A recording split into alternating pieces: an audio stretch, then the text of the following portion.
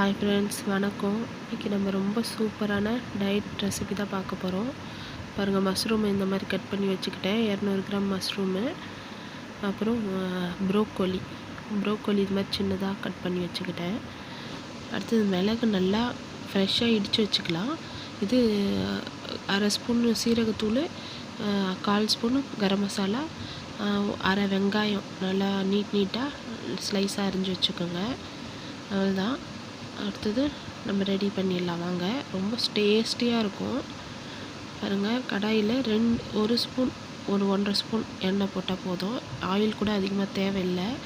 அந்த வெங்காயத்தை போட்டு நல்லா வதக்கிட்டு, ரொம்ப வதக்க வேணாம், ஒரு கண்ணாடி பதத்துக்கு வதக்கினா போதும். நல்லா கிண்டி விட்டுட்டு நல்லா வதக்குங்க.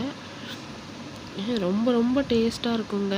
ப்ரோக்கோலி டேஸ்ட்டு கொடுக்காது. ஸோ நிறைய பேர் அவாய்ட் பண்ணுறாங்க. அதுக்காகவே சாப்பிட முடியாத கஷ்டப்பட்டு சாப்பிடுவாங்க. இந்த மாதிரி செஞ்சு கொடுங்க. உண்மையாகவே உங்களுக்கு நான்வெஜ் சாப்பிட்ற அளவுக்கு சாப்பிடுவீங்க. ரொம்ப சூப்பராக இருக்கும். ஏன்னா நம்ம மஷ்ரூம் கூட போக்குறோம். அந்த ஃப்ளேவர் அதுக்கு அந்த டேஸ்ட்டை கொடுத்துடும். ஸோ ரொம்ப டேஸ்ட்டாக இருக்கும். நீங்கள் கண்டிப்பாக ட்ரை பண்ணுங்கள். ரொம்ப ஹெல்த்தியும் கூட, ரொம்ப டேஸ்ட்டும் கூட, ரொம்ப குயிக்காக செஞ்சிடலாம். பாருங்கள், கண்ணாடி பதம் வந்தோடனே ப்ரோக்கோலி போட்டாச்சு.